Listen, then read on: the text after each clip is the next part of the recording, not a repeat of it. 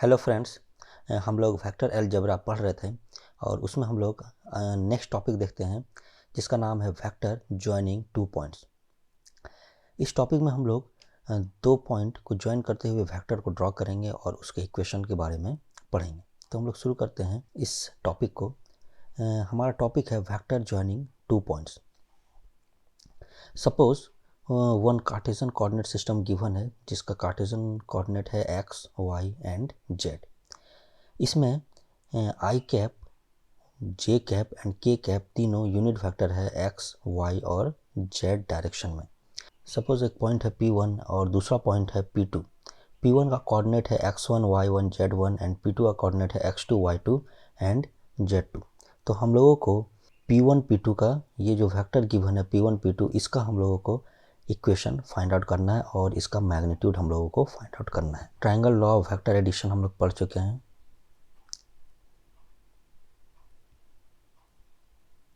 Triangle law of vector addition हम लोग पढ़ चुके हैं और उसी का यूज़ करके हम लोग इसको सॉल्व करने वाले हैं। तो हम लोग सबसे पहले ट्रायंगल OP1P2, ये एक ट्रायंगल है OP1P2 और इसी ट्रायंगल का हम लोग यूज़ करके इसको सॉल्व करने वाले हैं। Triangle law of vector addition का यूज़ करेंगे तो OP1 plus P1P2 is equals to OP2 vector. ये दोनों वेक्टर को ऐड करेंगे तो ये थर्ड वेक्टर हम लोग को मिल जाएगा। हम लोग को फाइंड आउट क्या करना है, P1 P2। हम लोग को P1 P2 फाइंड आउट करना है तो P1 P2 को इस साइड रहने दो और OP1 को इस साइड ले जाएंगे। तो हम लोग को नेक्स्ट मिलेगा P1 P2 vector is equals to OP2 vector minus OP1 vector. हम लोगों को कोऑर्डिनेट पॉइंट्स पता है x1, y1, z1, x2, y2, z2। तो हम लोग ओरिजिन से वेक्टर को ड्रॉ करने सीख चुके थे, तो उसी तरह से हम लोग इसको लिखेंगे। OP2 का वेक्टर हो जाएगा x2i plus y2j plus z2k। ये जितना भी कोऑर्डिनेट दिया हुआ है x2, y2 और z2, ये जो पॉइंट्स दिया हुआ है इसको हम लोग लिख लेंगे x2i cap plus y2j cap plus z2k cap minus OP1। P1 वाले को उसके बाद लिखेंगे minus x1i cap plus y1j cap plus z1k cap. इसको हम लोग अरेंज करके फिर से लिख लेते हैं। x1 x2 को साथ रखेंगे और i कैप को कॉमन निकालेंगे। तो नेक्स्ट हम लोगों को मिल जाएगा P1 P2 vector is equals to x2 minus x1 i cap plus y2 minus y1 j cap plus z2 minus z1 k cap. इसको हम लोग दूसरे तरीके से याद कर सकते हैं, final point minus initial point. Means initial P1 से शुरू किए और P2 तक पहुँचे तो ये x2, y2, z2 ये तीनों पॉइंट्स क्या है, फाइनल पॉइंट्स है। P1 का जो पॉइंट्स है x1, y1, z1 ये क्या है, इनिशियल पॉइंट है। तो हम लोग इसको लिख सकते हैं x2 minus x1 i cap plus y2 minus y1 j cap plus z2 minus z1 k cap. ये हमारा इक्वेशन निकल गया। P1 P2 का वेक्टर इक्वेशन हम लोगों को पता चल गया कि कैसे निकालेंगे। Final points minus initial point को हम लोग वेक्टर फॉर्म में लिख देंगे। अब इसका मैग्नीट्यूड हम लोगों को पता करना है, तो जिस तरह हम लोग किसी भी वेक्टर का मैग्नीट्यूड फाइंड आउट करते हैं उसी तरह इस वेक्टर का भी हम लोग मैग्नीट्यूड फाइंड आउट करेंगे। इसका वेक्टर का मैग्नीट्यूड हो जाएगा P1 P2 वेक्टर का मैग्नीट्यूड बराबर under root x2 minus x1 का स्क्वायर, x2 माइनस x1 का square plus y2 minus y1 का square plus z2 minus z1 का square. Means unit vector i के साथ जो मैग्नीट्यूड है उसका स्क्वायर, j के साथ जो मैग्नीट्यूड है उसका स्क्वायर प्लस k के साथ जो मैग्नीट्यूड है उसका स्क्वायर। ये तीनों मैग्नीट्यूड का स्क्वायर लेंगे तो ये पूरा हम लोगों को P1 P2 वेक्टर का मैग्नीट्यूड फाइंड आउट हो जाएगा। अब इसमें दो एक इम्पॉर्टेंट फार्मूला हम लोग के सामने निकल के आ गया। एक तो P1 P2 वेक्टर का फार्मूला आ गया x2 minus x1 i plus y2 minus y1 j plus z2 minus z1 k। And इसका मैग्नीट्यूड अगर हम लोगों को फाइंड आउट करना है सेम इसी वेक्टर का, तो जो x, y और z यूनिट वेक्टर है उसके साथ जो भी मैग्नीट्यूड है उसका स्क्वायर करेंगे और होल का अंडर रूट ले लेंगे। तो under root x2 minus x1 square plus y2 minus y1 square plus z2 minus z1 square. अब इसी फॉर्मूले पे बेस्ड हम लोग कुछ न्यूमेरिकल्स को सॉल्व करते हैं और इसको और अच्छे से समझने की कोशिश करते हैं। तो फर्स्ट क्वेश्चन है, find the vector joining the points P230 and Q -1 -2 -4 directed from P to Q। Means P से शुरू हुआ और Q की तरफ जा रहा है। सपोज एक पॉइंट है 2,3,0 और दूसरा पॉइंट है P से Q की तरफ, ये एक पॉइंट है P से Q की तरफ और इसको Q बोलेंगे और ये -1, -2, -4 है। तो हम लोग को वेक्टर फाइंड आउट करना है P से Q की तरफ। तो फाइनल माइनस इनिशियल हम लोग फॉर्मूला पढ़ चुके हैं, P1 P2 vector is equals to x2 minus x1 i plus y2 minus y1 j plus z2 minus z1 k। इसमें x2 क्या हो गया, Q, जो फाइनल पॉइंट है वो से Q लेंगे, मीन्स P2 के जगह पे हम लोग Q पुट करेंगे और P1 के जगह पे P को पुट करेंगे। ठीक है, तो रिक्वायर्ड वेक्टर हो जाएगा P Q vector is equals to final means x2 1 -1 -2 i cap plus -2 में -3 j cap plus -4 -0 k cap. अब इसको सॉल्व करके लिख दो, -1 -2 equals to -3 i, -2 -3 equals to -5j और -4 -0 इक्वल्स टू -4 k कैप। और ये हम लोगों का रिक्वायर्ड वेक्टर हो गया PQ vector is equals to -3 i cap -5j cap -4 k cap. और ये हम लोगों का आंसर हो गया। नेक्स्ट क्वेश्चन देखते हैं, find a vector of magnitude 11। हम लोग को एक ऐसा वेक्टर फाइंड आउट करना है जिसका मैग्नीट्यूड कितना हो, 11 हो, मैग्नीट्यूड 11 हो, इन द डायरेक्शन ऑपोजिट। यहाँ देखो एक नेक्स्ट है ऑपोजिट। पहले तो हम लोग को PQ डायरेक्शन में फाइंड आउट करना है, फिर उसका ऑपोजिट निकालना है। Where P and Q are the points 1, 3, 2 and -1, 0, 8 respectively. तो ये सपोज पॉइंट गिवन है P 1, 3, 2, दूसरा है -1, 0, 8। ये दो पॉइंट गिवन है और हम लोग को क्या बोल रहा है, पहले तो PQ के डायरेक्शन में हम लोग को निकालना है, फिर हम लोगों को इसके अपोजिट डायरेक्शन में फाइनल जो वेक्टर हम लोग को चाहिए वो QP वेक्टर चाहिए। फाइनल वेक्टर जो चाहिए वो हम लोगों को QP वेक्टर चाहिए। तो हम लोग शुरू करते हैं इसको। तो गिवन वेक्टर है P 1, 3, 2 एंड Q -1, 0, 8। तो उसी फॉर्मूला में पुट करेंगे P1 P2 वाले फार्मूला में, फाइनल माइनस इनिशियल। तो फाइनल है -1, इनिशियल है 1, तो -1 -1 i plus 0 -3 j plus 8 -2 k। इसको सॉल्व करके लिख दो, -1 -2 i प्लस 0 -3 j प्लस 8 -2। तो 8 में से 2 माइनस करेंगे तो +6 k। ये हम लोगों को एक वेक्टर निकल गया PQ। लेकिन हम लोगों को क्या फाइंड आउट करना है, QP वेक्टर। मीन्स अब इसको उल्टा करेंगे तो हम लोग जानते हैं कि QP वेक्टर क्या होगा, नेगेटिव ऑफ PQ वेक्टर होगा। जो भी वेक्टर हम लोग निकालें PQ, उसका नेगेटिव अगर ले लें तो हम लोग को अपोजिट वेक्टर मिल जाएगा। ये हम लोग पढ़ चुके हैं। तो बस इसमें सिर्फ साइन चेंज हो जाएगा, माइनस की जगह प्लस हो जाएगा। तो 2i प्लस 3j -6k।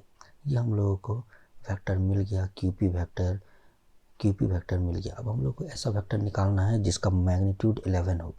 तो सबसे पहले तो QP वेक्टर का यूनिट वेक्टर निकालना होगा। यूनिट वेक्टर निकालने के बाद उसमें हम लोग 11 से मल्टीप्लाई कर देंगे तो हम लोग को एक ऐसा वेक्टर मिल जाएगा जिसका मैग्नीट्यूड 11 है।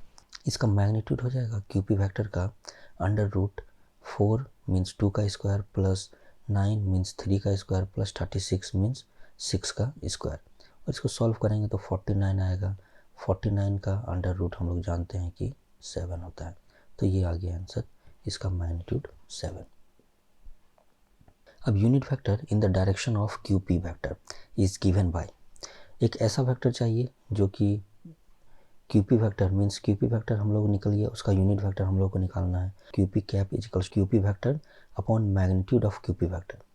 ठीक है, QP वेक्टर से उसके मैग्नीट्यूड को डिवाइड करेंगे तो हम लोग को QP का यूनिट वेक्टर फाइंड आउट हो जाएगा। तो सबसे पहले ये लिख दो, QP वेक्टर है 2i प्लस 3j -6k और उससे डिवाइड कर दो 7। और डिवाइड करने के बाद हम लिख लेंगे इसको 2/7i प्लस 3/7j -6/7k। ये निकल गया QP वेक्टर। इस वेक्टर का मैग्नीट्यूड कितना है, 1 है। अब हम लोग इस वेक्टर में अगर 11 से मल्टीप्लाई कर दें तो हम लोग को रिक्वायर्ड वेक्टर मिल जाएगा जिसका डायरेक्शन PQ के डायरेक्शन में होगा और उसका मैग्नीट्यूड कितना होगा, 11 होगा। तो required vector of magnitude 11 in direction of QP is, simply इसमें हम लोग इस वेक्टर में 11 से मल्टीप्लाई कर दिए।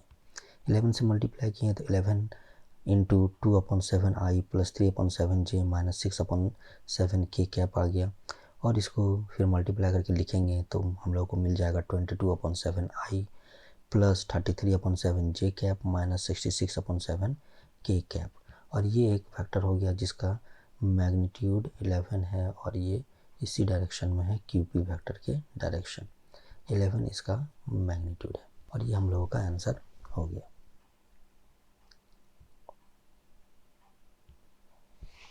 नेक्स्ट क्वेश्चन देखते हैं। If the point -1 -1 2 2 M 5 and 3 11 6 are collinear, find the value of M।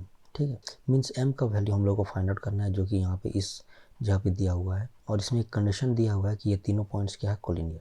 हम लोग को पता है 3 पॉइंट्स कोलिनियर कब होता है, 1 2 3। ये तीनों पॉइंट अगर एक लाइन में लाई कर रहा है, अगर यहाँ पे 1 2 और ये 3, ये तीनों अगर एक लाइन में लाई कर रहा है तो इस तीनों पॉइंट्स को हम लोग बोलेंगे कोलिनियर पॉइंट्स। तो इसको सॉल्व करते हैं। सपोज 3 पॉइंट्स को ले लेते हैं, A B और C। A का कोऑर्डिनेट दिया हुआ -1 -1 2, B का दिया हुआ 2 M 5 और C का दिया हुआ 3 11 6।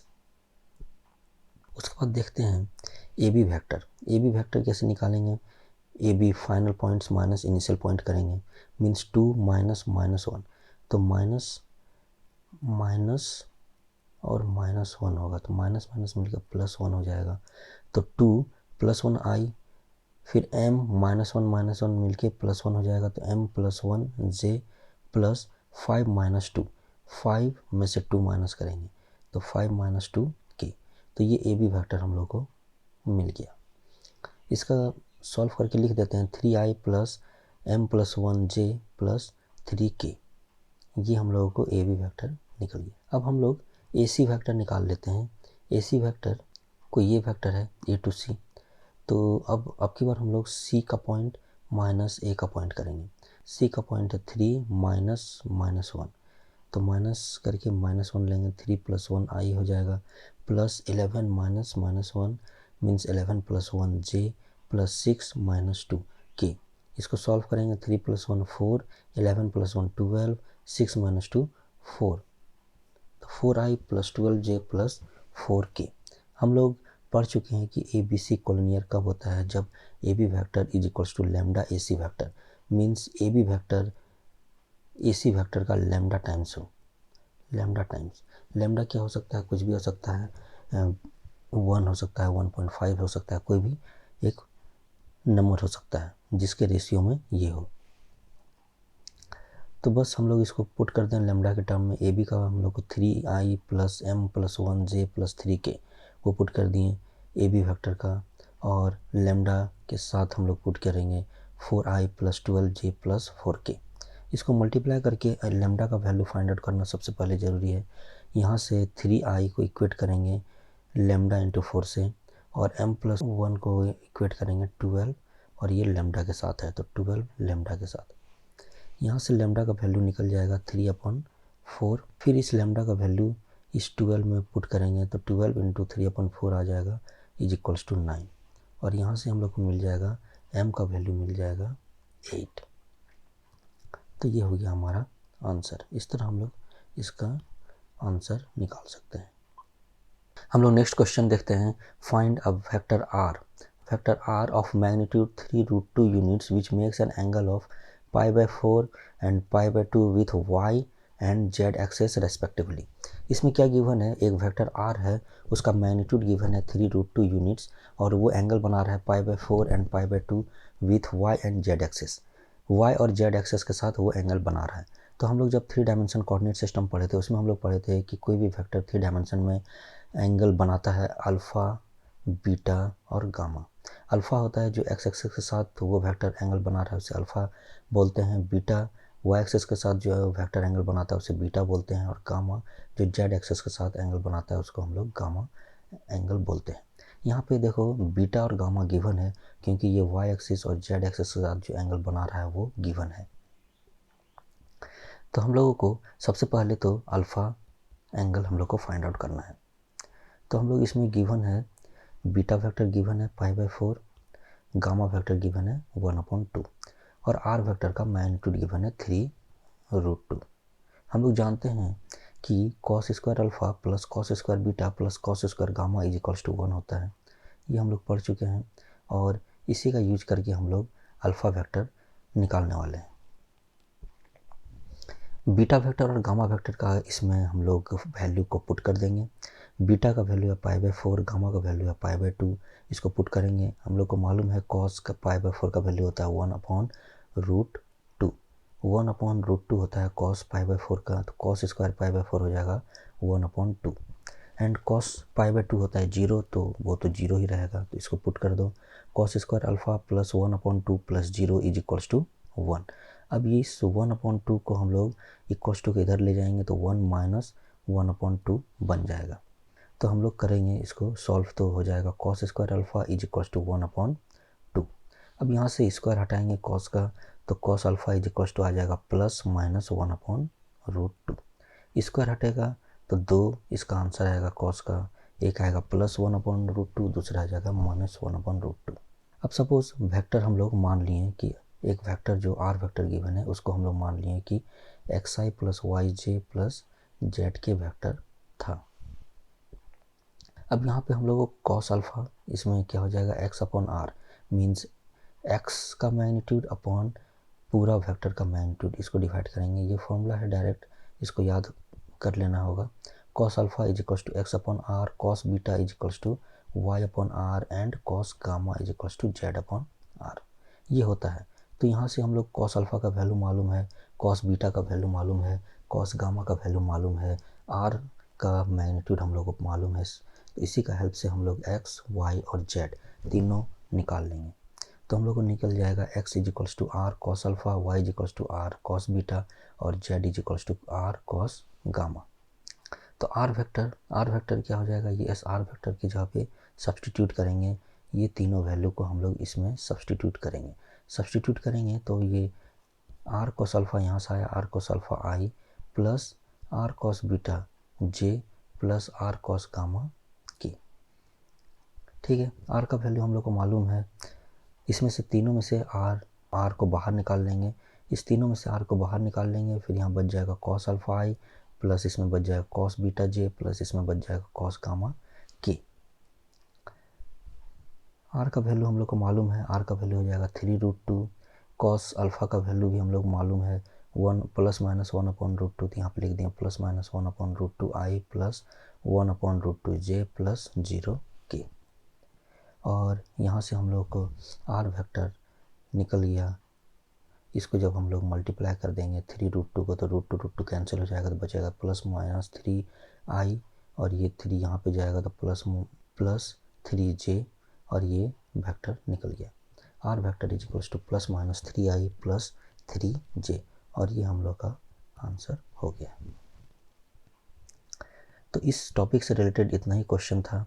अगला टॉपिक कवर करेंगे नेक्स्ट क्लास में और उससे रिलेटेड हम लोग क्वेश्चन को सॉल्व करेंगे। Thank you.